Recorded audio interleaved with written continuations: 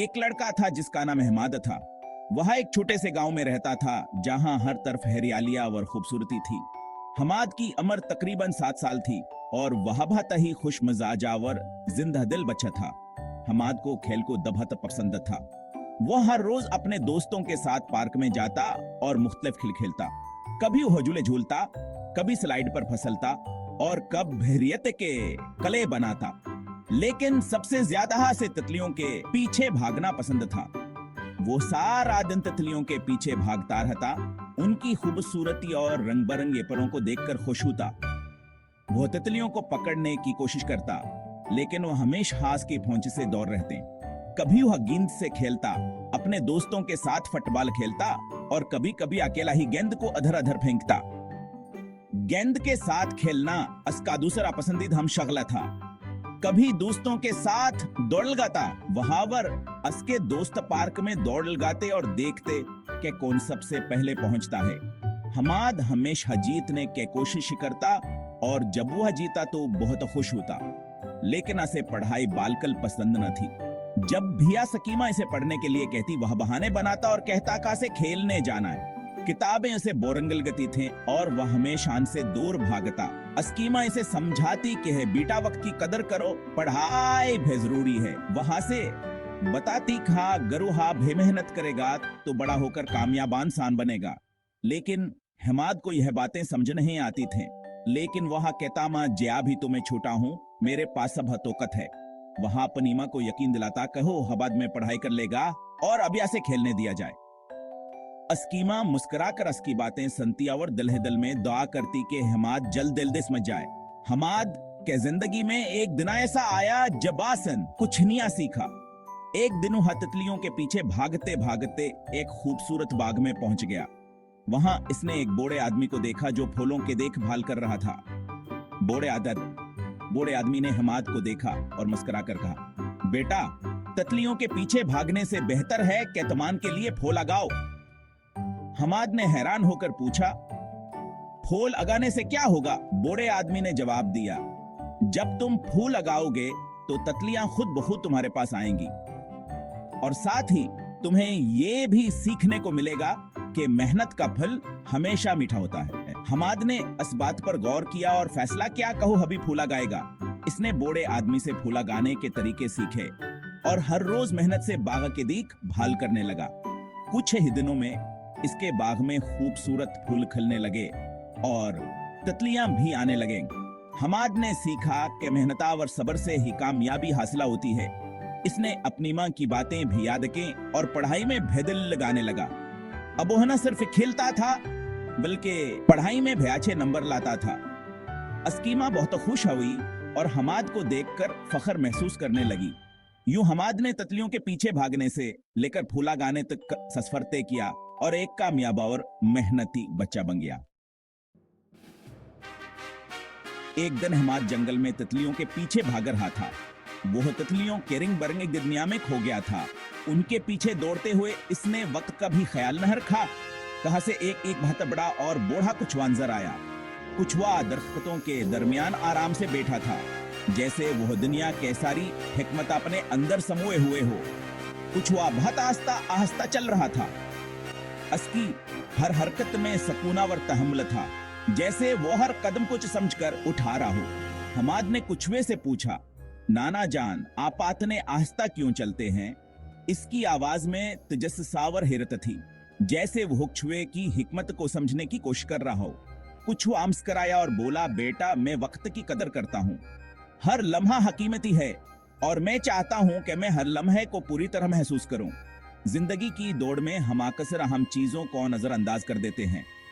हमाद ने कुछवे की बात गौर से सुनी और सर हिलाया। इसने सोचा कि शायद कुछवा सही कह रहा है।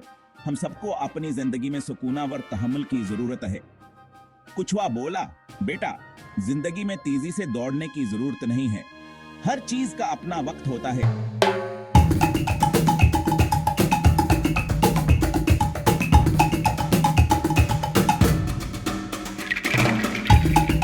और हमें सब्र के साथ इसका इंतजार करना चाहिए। हमाद ने कुछ देर के लिए सोचा और फिर कहा, नाना जान, आपकी बातें बहुत अच्छी हैं, मैं भी कोशिश करूंगा कि मैं अपनी जिंदगी में सुकून और तहम्मुल को अपनाऊं।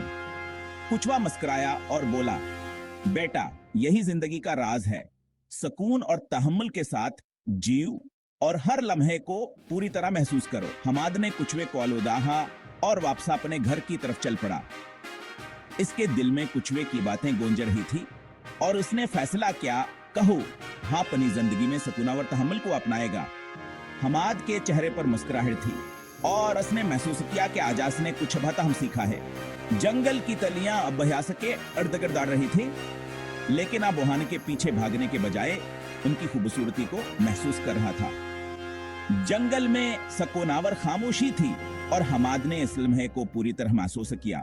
कुचवे की हिकमत ने इसकी जिंदगी को बदल दिया था और उसने सीखा था कि जिंदगी की दौड़ में सुकूनावर तहम्मुल की कितनी अहमियत है। हमाद ने हैरान होकर पूछा कि वक्त की कदर ये कैसे होती है। उसने सोचा कि वक्त तो बस गुजर जाता है, उसकी कदर कैसे की जा सकती है। उसके जहन में कई सवाल थे। कुचवे ने कहा, चलो आज मैं तुम्हें वक्त की कदर सिखाता हूँ। कुचवे ने अपनी बात जारी रखते हुए कहा, वक्त एक कीमती चीज है और अगर हम इसकी कदर नहीं करें तो यह हमारे हाथ से निकल जाता। कुचवे ने हमाद से कहा कि वो उसके साथ सूरज गुरूब होने से पहले पहले दरिया तक दौड़ लगाए।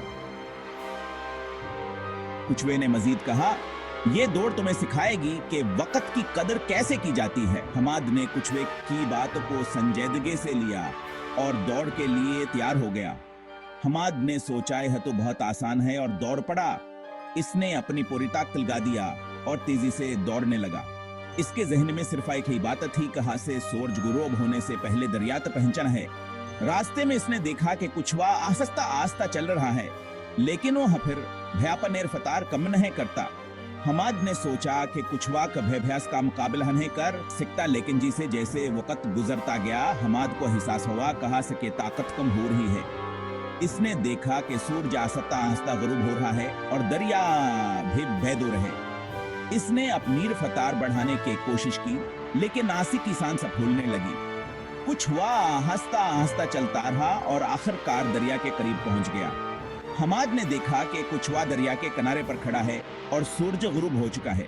कुचवे ने मुस्कुराकर कहा, देखा वक्त की कदर कैसे की जाती है। हमाद ने सर झुकाकर कहा, हाँ, मैंने सीख लिया कि वक्त की कदर कैसे की जाती है। उसने तो कुचवे का शुक्रिया अदा किया और वादा किया कि वो आइंदा वक्त की कदर करेगा। हमाद तेजी से दौड़ रहा था कि उसने रास्ते में फूल देखे। वो फूल तोड़ने लग गया। फिर इसे एक खूबसूरत परिंदा नजर आया। वो परिंदे को देखने लग गया।